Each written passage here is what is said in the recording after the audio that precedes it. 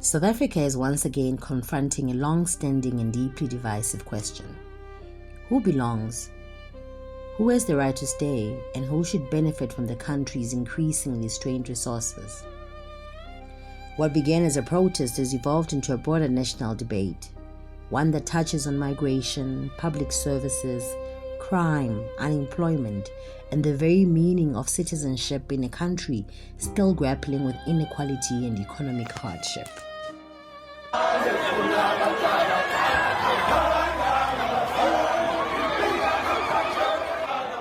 In late April and early May 2026, anti-immigration protests spread across several parts of South Africa. In Johannesburg, hundreds took to the streets demanding stricter immigration enforcement and the deportation of undocumented migrants. In Pretoria, demonstrators marched to the union buildings, and in the Eastern Cape, civic organizations mobilized around similar demands. Led largely by anti-immigration groups, the protests intensified tensions between local communities and foreign nationals, reigniting a contentious national conversation around migration, economic hardship, crime, and access to public services.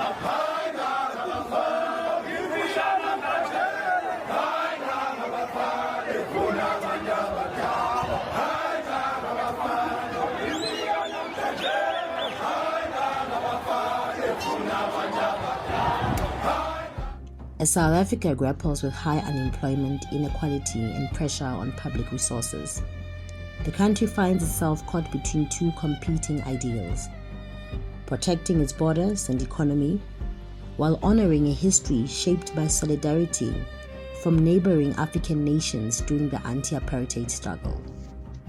Today, our key message is, if the government does not want to take this matter seriously, we will make them take it seriously. It's time for you to put South Africans first. There's no other country in the world where the citizens have to go on the streets to beg their government to put them first. It's even more ridiculous, the fact that we have to stand here and fight to be recognized as citizens in our own country after people died for this country in blood, and you just opened up the floodgates of hell and allowed everyone to just come in here. And then the first thing the president says in his State of the Nation address is that we are not supposed to touch foreign nationals. What is your message, Mr. President, to the foreign nationals themselves? Why are you not telling them to behave themselves in their country? Why are you not telling them as a statesman to keep themselves as neighbors, to behave like neighbors instead of behaving like people who own us and who own this country? Many South Africans mobilizing against undocumented migration believe that stricter border controls and tougher immigration enforcement are necessary to protect jobs, public services, and national security. But critics argue that the movement is rooted in xenophobia.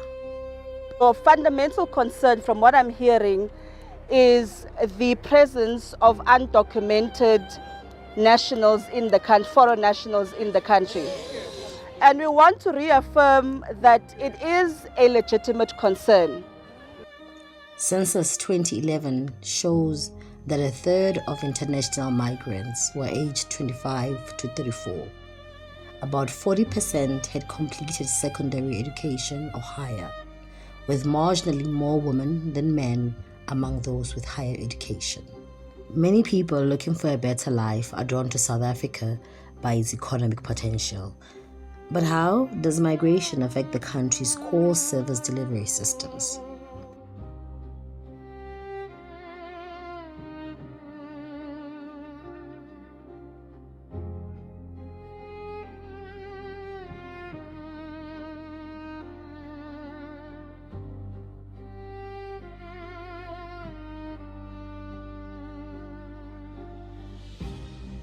In 2022, a video of Limpopo Health MEC Bobby Ramatuba confronting a Zimbabwean patient at a public hospital sparked national outrage and reignited debate around migration and access to healthcare in South Africa.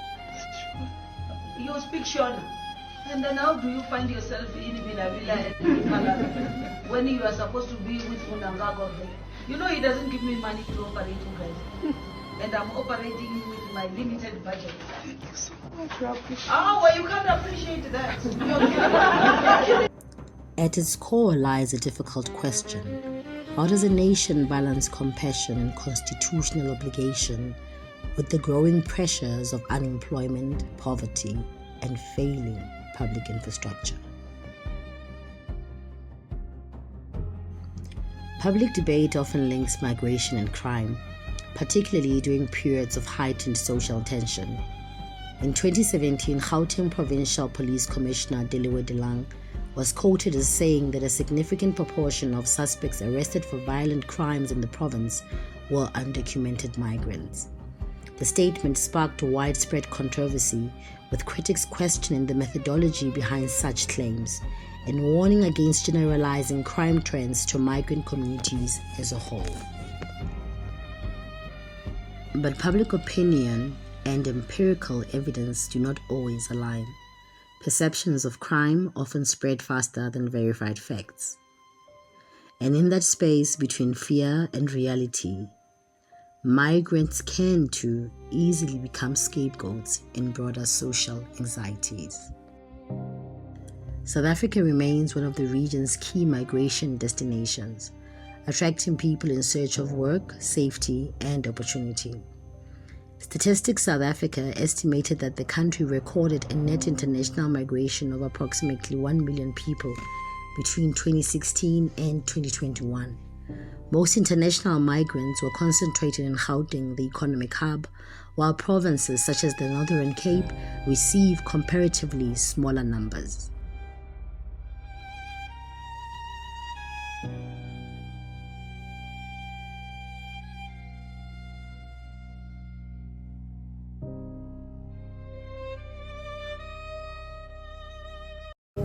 Surely we should be sending them home.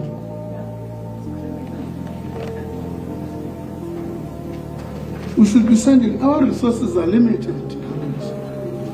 We've had an economy which has been declining since 2014, and per capita has also been declining. When I say per capita, I mean one person for South Africans, I don't including others. Our rand is declining compared to what we've had. Now we've got others, we're claiming in the same rand. That thing should be discussed objectively.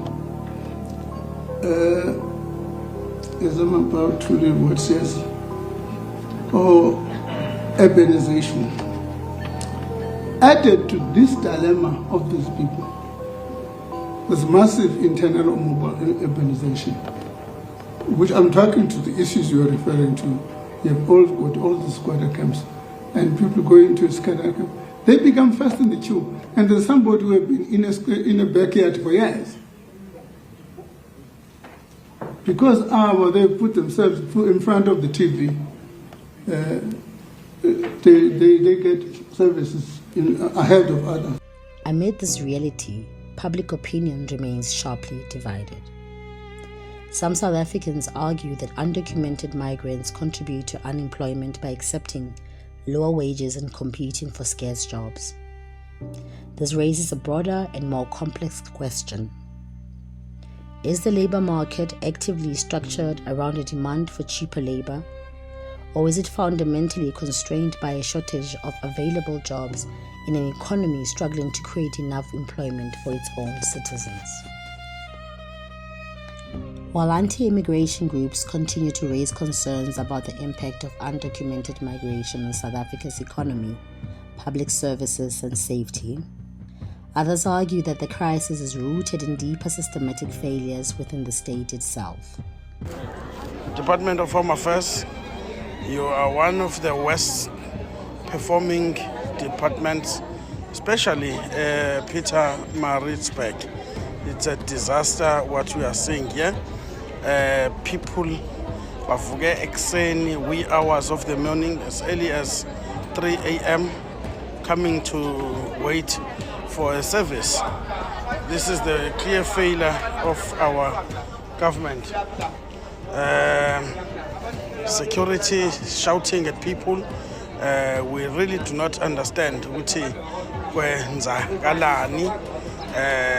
Department of Home Affairs, please fix your service.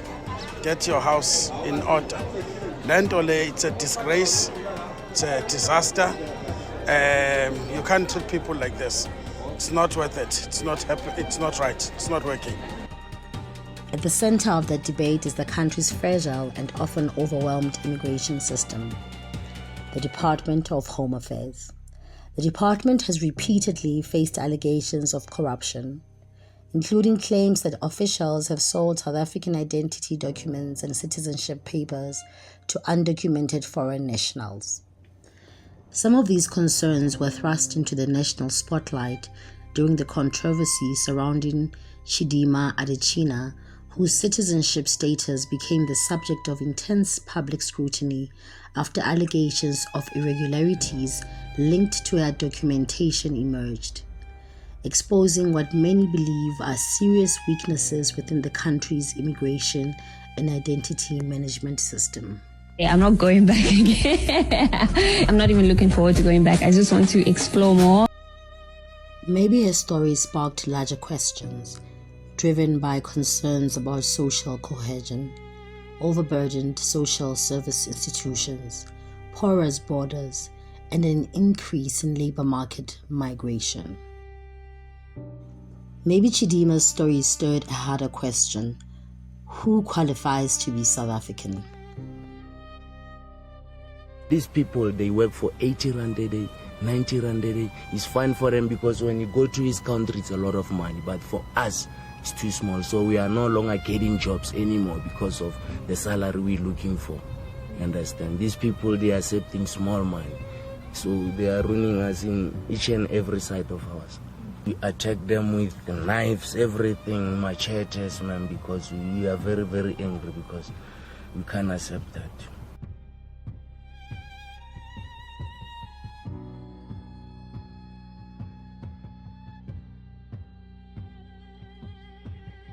South Africans, once wildly labeled xenophobic in the aftermath of the 2008 attacks that claimed the lives of several foreign nationals, now argue that the current debate is less about black-on-black violence and more about protecting national borders, resources, and opportunities for citizens.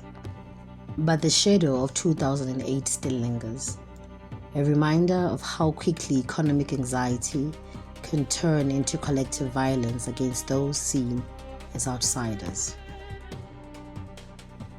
Who belongs here? It is a question that sits at the center of South Africa's migration debate, spoken in protest lines, in policy meetings, and in everyday conversations across the country. In a nation shaped by movement, history, and struggle, the answer is neither simple nor settled. For some, belonging is defined by citizenship and law. For others, it is shaped by survival, work, and the search for safety. The unrest in Durban is not happening in isolation. It is the latest eruption of a national campaign that has set a hard deadline for undocumented migrants. The anti-immigration group March and March has issued an ultimatum. All undocumented foreigners should be out of South Africa by 30 June. The group says its demands are about protecting jobs, public services, and national security. But critics argue the campaign is rooted in xenophobia. As June closes, the state is under pressure to act. The government has been urged to accelerate deportations and clear undocumented migrants from cities. In Durban, that pressure has translated into a brutal confrontation, police moving to deport thousands, while migrants, many of them Malawians, refuse to leave. camp outside processing centers, and ultimately fight back.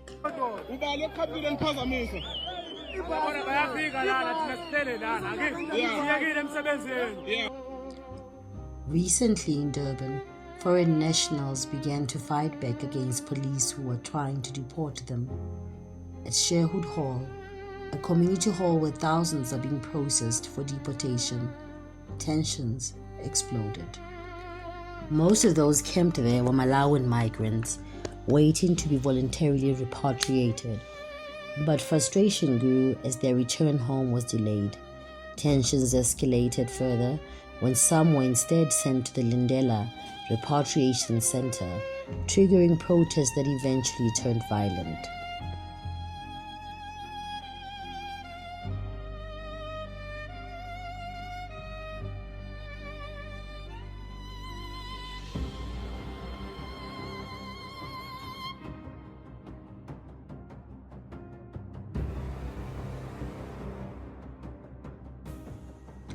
KwaZulu-Natal Premier Thamsanqa Ntuli said over 10,000 Malawians have been camping near the hall.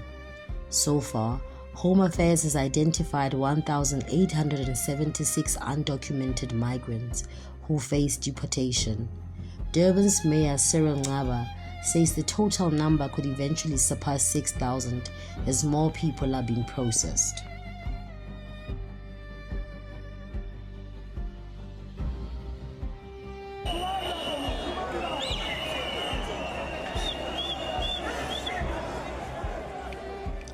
The crisis in Durban is not only a moment of conflict, it is also a moment to ask, what are the alternatives to mass deportation, detention, and violence?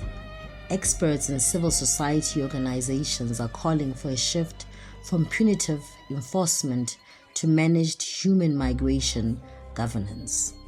The government has identified illegal immigration as a significant challenge in our country, which has implications for social cohesion, national security, and the provision of services to our people.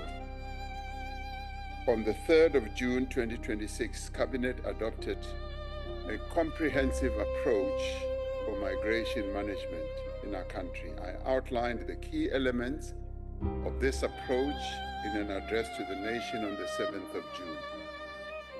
The comprehensive approach that has been endorsed also by the Presidential Coordinating Council, which brings together all three spheres of government and our traditional leaders, was quite pleased with the approach that we are taking. We have in addition held briefings with faith-based organizations or sector, traditional leaders, organized labor, and organized business just last night, and a number of other formations.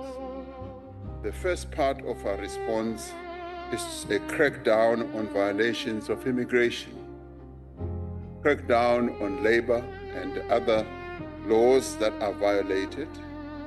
Law enforcement agencies are intensifying the identification and deportation of undocumented foreign nationals.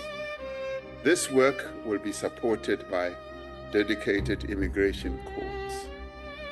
This we do because it is the norm that when one visits a country must have documents that proves one's identity and also shows exactly how long one would be staying in the country. Inspections of employers' premises are increasing. The Department of Employment and Labor is recruiting 10,000 inspectors, as I announced in the State of the Nation address, and will increase penalties for employers breaching the Immigration Act. The second part of our response is to strengthen border security. We are directing resources to border infrastructure, technology, as well as bringing in more personnel to guard our borders. Our 6 busiest ports of entry will be redeveloped, and refugees reception centers will also be relocated to border posts. As South Africa continues to assert greater self-determination, its communities are being reshaped by growing cultural diversity. These changes are placing pressure on the country's laws, public services, and capacity to manage inequality. The debate is shifting beyond questions of who is present or who should be removed. It now centers on how South Africa can manage migration in a way that protects citizens, respects migrants, and supports a more stable, inclusive future.